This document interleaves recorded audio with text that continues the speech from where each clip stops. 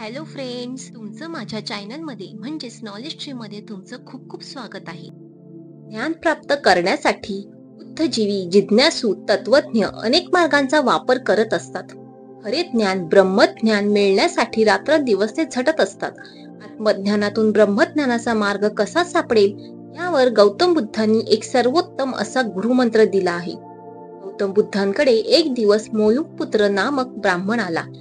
त्याच्यासोबत 5 शिष्यही होते.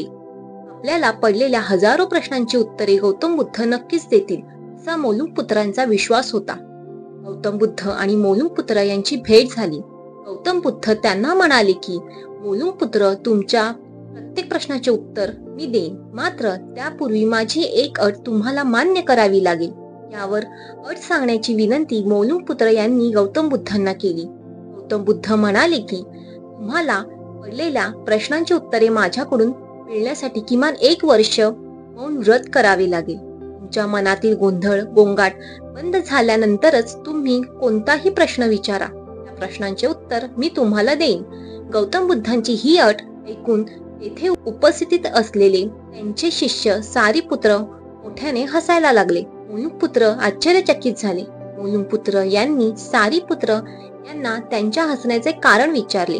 सारीपुत्र म्हणाले की माझ्या मनातही हजारो प्रश्न उपस्थित झाले होते. या प्रश्नांची उत्तरे मिळवण्यासाठी मी देखील गौतम बुद्धांकडे आलो होतो. तेव्हा माझ्यासोबत 5000 शिष्य आले होते. गौतम बुद्धांनी मलाही 1 वर्ष मौन राहण्याची अट घातली. वर्षभरानंतर माझ्या मनात कोणताच प्रश्न आला नाही. यावर मोलूकपुत्र म्हणाले की मी वचनाचा पक्का आहे. मी वर्षभर मौन राहीन. तेव्हा वर्षभर नंतरच यावर बोलेन. मोलूकपुत्र ध्यानस्थ झाले. 1 वर्ष उलटले. सर्वांना असे वाटले की मोलूकपुत्र आता परत येणार नाहीत, पण मोलूकपुत्र परत आले. ध्यानामुळे मोलूकपुत्र इतके शांत झाले की त्यांच्या मनाशी असलेला संवादही संपला. गौतम बुद्धांनी मोलूकपुत्रांना विचारले की तुम्हाला पडलेला प्रश्न विचारा. यावर मोलूकपुत्रांना हसू आले. ते म्हणाले की सारीपुत्र योग्य बोलत होते. जेव्हा मी इकडून गेलो तेव्हा माझ्या मनात अशांतता होती. सतत विचार येत होते आणि ते थांबतच नव्हते. तर मग मी जंगलात गेलो या विचाराने की मला शांतता मिळेल आणि माझ्या मनातील प्रश्न थांबतील. पण मी जितका एकांतात जायला लागलो तितकेच माझ्या मनातील प्रश्न अजून वाढायला लागले. माझ्या ते सगळे आवाज मला ऐकू यायला लागले. तेव्हा मला समजले की माझ्या मनात असे खूप काही प्रश्न आहेत. अशा खूप काही गोष्टी आहेत त्यांचा काही अर्थच नाहीये. तेव्हा मला समजले माझ्या मनात येणारे विचार, माझ्या मनातले प्रश्न मुळात चुकीचे आहेत. त्यावेळेस मला समजले की मी चुकीचं आहे.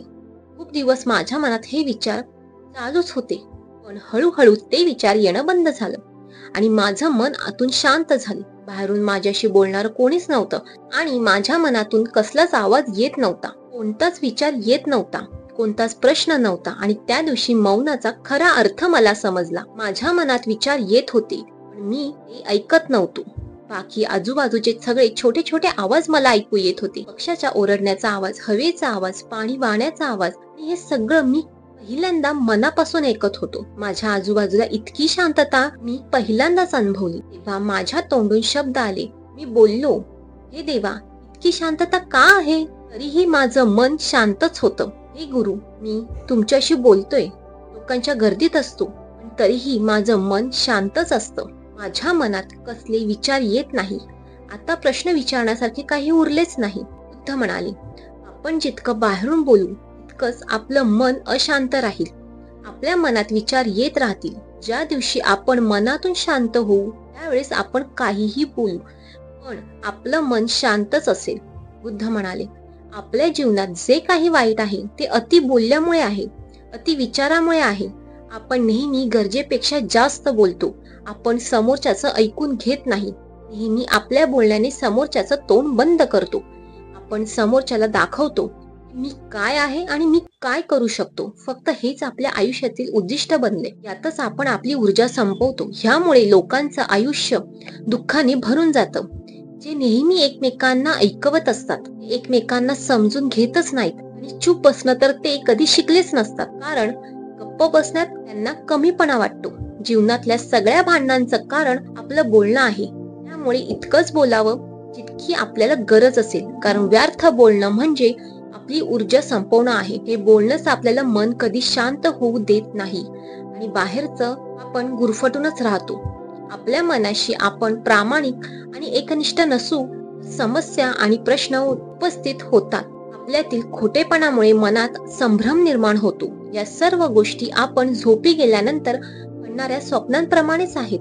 मनाची एक अवस्था निर्माण होते त्यामुळे आपल्याला प्रश्न पडतात आणि मनाच्या दुसऱ्या अवस्थेमध्ये त्याची उत्तरे असतात.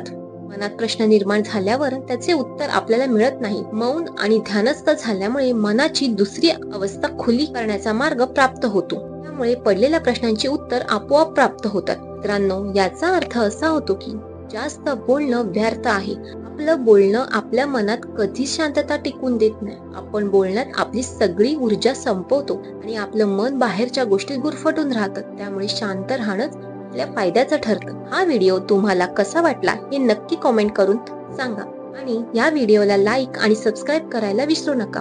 थँक्यू.